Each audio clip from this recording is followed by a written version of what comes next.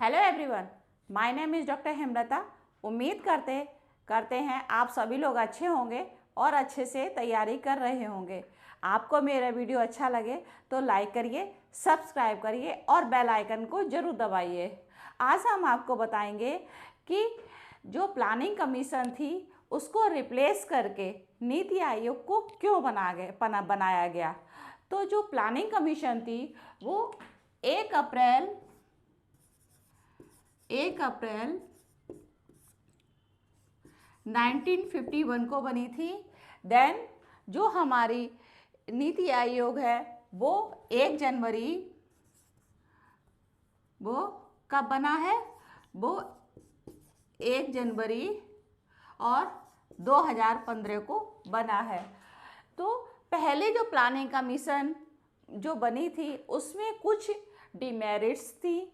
वो डिमेरिट्स क्या थी, जैसे कि गवर्नमेंट कोई भी पॉलिसी बनाती है तो वो ये सोचती है कि हम अपनी जनता को और जितने भी ह्यूमन बीइंग हैं उन सबको सारी फैसिलिटी मिल जाए, लेकिन जो वो पैसे को एलोकेट करती थी वो पैसा ह्यूमन बीइंग तक नहीं पहुंच पाता था। तो फिर क्या हुआ कि उसको रिप्लेस करके नीति आयोग को बनाया गया। तो नीति आयोग को हम हिंदी में राष्ट्रीय भारत परिवर्तन संस्थान कहते हैं। उसको हम इंग्लिश में national institution for forming India, तो हम इसको इस तरह से बोलते हैं और शॉर्ट में हम इसको नीति आयोग बोलते हैं। अच्छा, अब हमारे माइंड में आएगा कि ये वर्क कैसे करती है, कि जो नीति आयोग है, जो नीति आयोग को बनाया गया है वो वर्क करती कैसे है। तो क्या होता है, कोई भी पॉलिसी बनती है उस पर, क्योंकि जो पॉलिसी बनती हैं वो मिनिमम 4 ईयर 5 ईयर या 6 ईयर तक बनती हैं। तो उन पॉलिसी को बनाने के लिए कमेटियां बनाई जाती हैं और उन कमेटियों में स्पेशलिस्ट होते हैं, जैसे इकोनॉमिस्ट होते हैं, उनको बैठाला जाता है और वो देखते हैं कि कौन सी पॉलिसी अच्छी रहेगी और कौन सी पॉलिसी खराब रहेगी। और जो डिस्ट्रीब्यूशन है, जो पैसे का डिस्ट्रीब्यूशन है, वो किन किन को करना है और कैसे करना है, किस में हम पैसा ज़्यादा लगाएं और किस में हम पैसों को कम लगाएं, तो इन सब चीज़ों को ध्यान में रखती है। अब हम आपको बताएंगे कि ये जो पॉलिसी है वो वर्क कैसी करती है। तो उसका फंक्शन है जो एक डिसीजन मेकिंग पॉलिसी। तो ये जो फंक्शन में फर्स्ट आएगा कि जो डिसीजन मेकिंग पॉलिसी है तो उसमें प्रोग्राम बनाते हैं कि किस तरह से प्रोग्राम को फ्रेमवर्क किया जाए, क्योंकि बिना फिर फ्रेमवर्क के पॉलिसी नहीं बन सकती। तो उसमें क्या है, प्रोग्राम को एक फ्रेम के रूप में लाया जाता है और उसको बनाया जाता है। जैसे सपोज़ करिए कि हम अपने घर में भी कोई काम करते हैं और आपके घर में अचानक 20 या 40 मेंबर आ जाते हैं, तो आप क्या करेंगे, आप माइंड में ये सोचेंगे कि हम किस तरह से, या कुकिंग में हम किस तरह से क्या क्या बनाएं या क्या क्या चीज़ें कम रखें, उसका एक जो रेशियो होता है वो बना के रखते हैं। उसी तरह से जो पॉलिसी होती है वो उसमें ये रखा जाता है कि हम उसमें कितना मनी को इन्वेस्ट करें, क्योंकि कोई भी पॉलिसी बिना मनी इन्वेस्ट करके नहीं बनती है, क्योंकि हमें जो गवर्नमेंट होती है वो उतना पैसा एलोकेट करती है कि हम इस पॉलिसी में इतना पैसा लगाएंगे। तो बहुत सारी चीज़ें ये डिसीजन मेकिंग फ्रेमवर्क बनाने में लगता है। नेक्स्ट है act procedure central knowledge hub. तो क्या होता है, रिसर्च होती रहती है। रिसर्च से ये पता चलता है कि क्या क्या चीज़ें कमी पड़ रही है या क्या क्या चीज़ों में कमियां हैं, तो उन कमियों को किस तरह से निकाला जाए, तो उसके लिए भी पॉलिसी बनाती है। और मॉनिटराइजिंग एवोल्यूशन, समय समय पे वो कई चीज़ों को चेंज करती रहती है। आपने देखा होगा कि पहले क्या था, पहले लोगों के पास मोबाइल नहीं था, बिना मोबाइल से चिट्ठी से काम चलता था। भाई चिट्ठी है, फिर टेलीफोन लगे। अब क्या है, अब मोबाइल हर किसी के हाथ में है, मोस्टली हैं जो बहुत गरीब हैं उनके पास तो नहीं हो सकता, वरना 95 या 96% सभी के हाथों में मोबाइल होता। तो क्या है कि समय समय पे चेंज करते रहते चीज़ों की कि नई नई टेक्नोलॉजी को यूज़ करें। नेक्स्ट है डेवलपिंग आइडिया, कि डेवलपमेंट में कौन कौन से आइडिया को इम्प्लीमेंट किया जाता है कि हम क्या काम करें जिससे हमारी ग्रोथ हो। उसके बाद है फास्टर कोऑपरेटिव फर्टिलाइजर।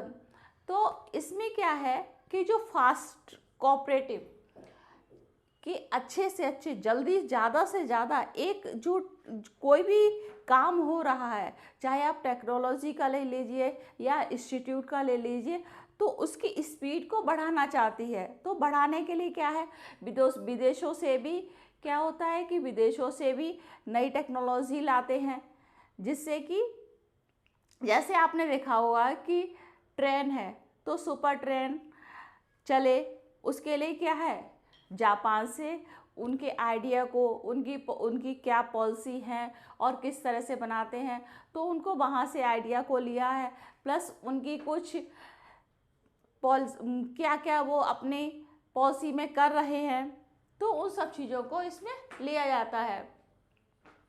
तो इस तरह से हमारे क्या है कि जो नीति आयोग है वो पॉलिसीज़ को बनाती है। अच्छा, अब इसका ऑब्जेक्टिव क्या है, अब हम आपको बताएंगे कि जो हम सोचेंगे कि जो पॉलिसी बनाई जा रही है ये क्यों बनाई जा रही है, इसका मतलब क्या है।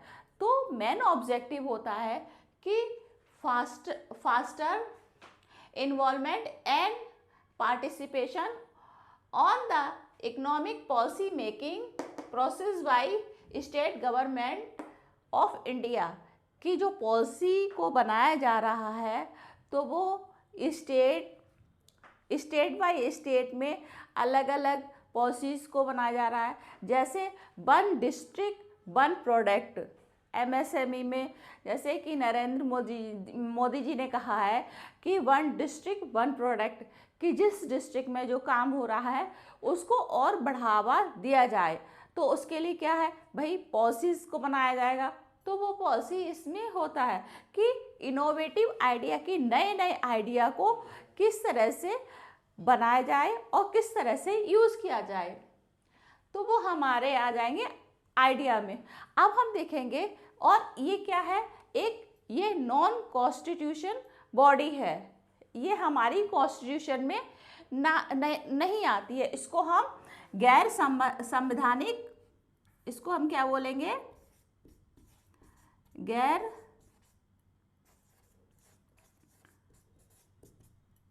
संवैधानिक बॉडी, ये गैर संवैधानिक बॉडी है। तो जो अब हमारे माइंड में आएगा कि कॉन्स्टिट्यूशन और नॉन कॉन्स्टिट्यूशन में अंतर क्या है। तो जो कॉन्स्टिट्यूशन में होता है वो इलेक्शन कमीशन, जैसे कि इलेक्शन कमीशन है, वो एक कॉन्स्टिट्यूशन बॉडी है। तो और नॉन कॉन्स्टिट्यूशन बॉडी में हमारे आए थे स्टैट्यूटरी बॉडी, एग्जीक्यूटिव बॉडी। इसमें क्या है कि बनाया जाता है, ये हमारी संविधान में नहीं आता है। तो ये हमारे दोनों में क्या है, डिफरेंस है। इसको एक जो कॉन्स्टिट्यूशन में होती है बॉडी, वो कॉन्स्टिट्यूशन में आती है, और ये एक गैर संवैधानिक बॉडी है। अच्छा, अब हम आपको बताएंगे कि इसके मेंबर कौन कौन है, और जो मेंबर है वो कितने मेंबर हैं। तो सबसे पहले हम बताएंगे कि इसमें जो चेयरपर्सन होता है वो कौन है, नरेंद्र मोदी जी। कौन है, नरेंद्र मोदी जी। नेक्स्ट है इसमें जो रीजनल वाइस चेयरमैन कौन है, सुमन बेरी। जो वाइस चेयर अभी करेंट में बने हुए हैं वो है सुमन बेरी। अब इसमें जो 4 एक्स ऑफिस मेंबर हैं, अमित शाह, नरेंद्र तोमर सिंह, राजनाथ सिंह और निर्मला सीतारमन, ये हमारे कौन है 4 x office member. Social investor कौन है जो सोशल है, वो नितिन गडकरी। कौन है? नितिन गडकरी और पीयूष गोयल। नितिन गडकरी और पीयूष गोयल हैं। अब हम आपको बताएंगे चीफ एग्जीक्यूटिव मेंबर, वो है अमिताभ कांत। और full time and part time member हैं वीके सर्वांत, प्रोफेसर रमेश चंद और वीके यादव, वीके सिंह। तो ये कौन है? ये फुल टाइम मेंबर हैं। तो इस तरह से हमने बताया कि जो एक नीति आयोग में कौन कौन काम करता है। तो ये सारी बॉडी मिलके क्या करती हैं, कोई भी डिसीजन लिया जाता है तो वो बिना प्राइम मिनिस्टर के परमिशन से नहीं ले सकते हैं। उसके लिए प्राइम मिनिस्टर की परमिशन और उनको वहाँ पर होना बहुत ज़रूरी होता है। और फिर ये सारे मिलके किस तरह से प्लानिंग की जाए, किस तरह से क्या किया जाए प्रोग्राम में, और किस तरह से गरीबों तक जो पैसे को पहुंचाया जाए, तो ये सारी चीज़ें इसके अंदर आती है। अच्छा, अब इसमें क्या हुआ, पहले इसमें क्या रखा जाता है, टॉप टू बॉटम। जो टॉप टू बॉटम है, टॉप टू बॉटम, ऊपर से नीचे, कि ऊपर से नीचे तक लोगों को जो विलेज लेवल के हैं, विलेज लेवल के जो वर्कर हैं उनको फैसिलिटी पहुंचाना। पहले क्या होता था कि लोगों को बॉटम तक अप्रोच थी कि सिर्फ ऊपर के लोग हैं जो वहीं तक काम किया, और यहाँ जो नीचे के लोग हैं, जैसे कि एक स्टेट लेवल के जो नेता हैं, उनको मेंबर में या कोई भी प्रोग्राम इसमें होता है कमेटी में शामिल नहीं किया जाता था। लेकिन अब क्या है कि अब सभी लोगों को वहाँ पर बुलाया जाता है और एक वहाँ पर बैठक होती है, और वहाँ पर सभी लोगों की विलेज लेवल के जो एक वहाँ का प्रधान होता है उसको बुलाया जाता है। प्रधान को बुलाकर वहाँ की क्या प्रॉब्लम्स हैं वो सुनी जाती हैं, उन प्रॉब्लम में क्या इम्प्लीमेंट किया जाए उस इम्प्लीमेंट को भी देखा जाता है। ये सारी चीज़ें हमारी किस में आती हैं, नीति आयोग में। पहले क्या होता था, पहले जो प्लानिंग कमीशन थी वो सिर्फ ऊपर से कमेटी बनी, और कमेटी बन के कि क्या क्या पॉलिसी में रखा जाए, बस उस पॉलिसी को अपनाकर और इम्प्लीमेंट कर दिया जाता था, जहां एक विलेज लेवल के लोगों तक बात नहीं पहुंच पाती थी। अब प्रधान को बुलाकर वहां पे प्रधान को भी बुलाकर वहां पर बात रखी जाती है कि क्या क्या प्रॉब्लम्स हैं और किस तरह से प्रॉब्लम्स को शॉर्ट आउट किया जाए। जो किसान हैं उनको क्या प्रॉब्लम है, और जो इंस्टीट्यूशन में स्टूडेंट हैं उनको क्या प्रॉब्लम है। तो वहाँ पर भी छोटा सा क्या करते हैं कि एक नेता बना देते हैं, तो उसमें प्रॉब्लम्स को सुनते हैं और उस प्रॉब्लम को शॉर्ट आउट करने की कोशिश करते हैं। लेकिन दोनों में अंतर क्या है कि पहले जो प्लानिंग कमीशन थी उसमें तो आप एक अपनी बात रखते थे, और बात रखने के पास आपका अधिकार ये था कि आप जो आवंटन, फाइनेंशियल आवंटन होता था, उसमें भी बात रखने का अधिकार था और उनको वो आवंटन करने की परमिशन भी दी जाती थी। लेकिन जो नीति आयोग है, नीति आयोग में सिर्फ इतनी परमिशन है कि आप अपनी बात रख सकते हो, बट जो भी फाइनेंशियल डिसीजन है वो फाइनेंस मिनिस्टर लेंगे और उनको कोई भी पैसे से रिलेटेड या कोई भी एक बजट से रिलेटेड उनको वो अधिकार नहीं दिया है। तो इन दोनों में ये मेजर डिफरेंस है। इसमें क्या है, इसके थोड़ा सा डिमेरिट भी है। डिमेरिट्स ये है कि स्टेट और सेंट्रल में विवाद चलता रहता है कि ये पैसा कम है, ये ज़्यादा है, तो ये थोड़ी सी कुछ डिमेरिट्स भी हैं।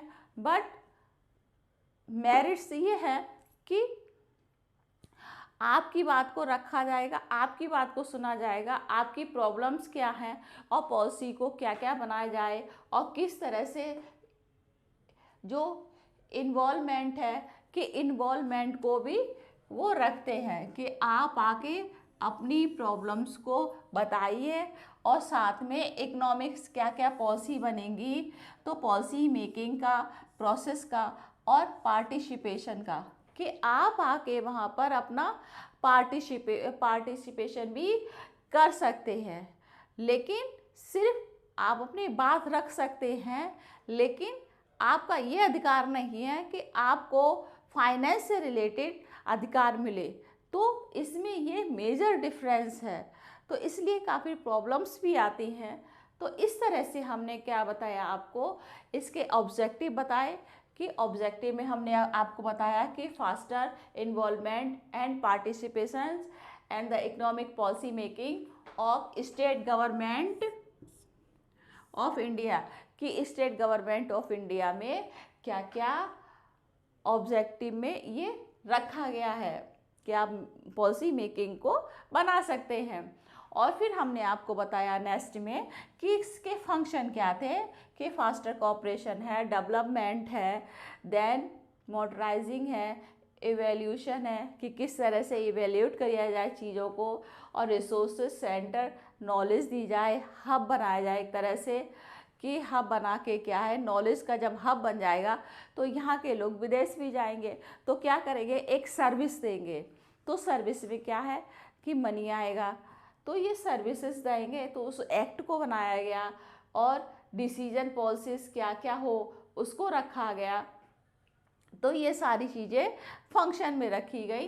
देन इसमें ये है कि मेंबर कौन है, वाइस चेयरमैन, जो हमारे मेन प्राइम मिनिस्टर होते हैं जिनको हम चेयरमैन, प्राइम मिनिस्टर जो हमारे चेयरमैन हैं, then chief executive officer Amitabh Kant है। तो ये सारी चीज़ें क्या है, जो 4 एग्जीक्यूटिव, तो ये हमारे जो 7 पिलर है, ये 7 पिलर है, 1 2 3 4 5 6 7 पिलर है। इन पिलर पे ही हमारी जो नीति आयोग की पॉलिसीज़ है वो सारी बनी हुई हैं। तो इस तरह से हमने आपको नीति आयोग के बारे में बताया। उससे पहले जो प्लानिंग कमीशन थी वो क्यों ख़त्म की गई, उसका रीज़न क्या था, वो हमने बताया कि जो प्लानिंग कमीशन थी उसको इसलिए हटाया गया क्योंकि जो पॉलिसीज़ बनती थी वो विलेज लेवल तक वो उनको सुविधाएं नहीं मिल पाती थी, क्योंकि वहाँ पर पार्टिसिपेशन आप वहाँ पर पार्टिसिपेट नहीं कर पाते थे। तो और क्या, इन्वॉल्वमेंट भी नहीं होता था, डायरेक्ट पॉलिसी बनी और बस इम्प्लीमेंट हो गया। तो एक इन्वॉल्वमेंट होना चाहिए जो सेंट्रल और स्टेट गवर्नमेंट में, तो वो इन्वॉल्वमेंट नहीं हो पाता था। तो इसलिए ये नीति आयोग को बनाया गया। इस तरह से हमने आपको इसकी ऑब्जेक्टिव, फंक्शन और ये क्यों बनी, तो हमने आपको 1 बाय 1 करके बताया। अगर मेरा वीडियो अच्छा लगे तो लाइक करिए, सब्सक्राइब करिए।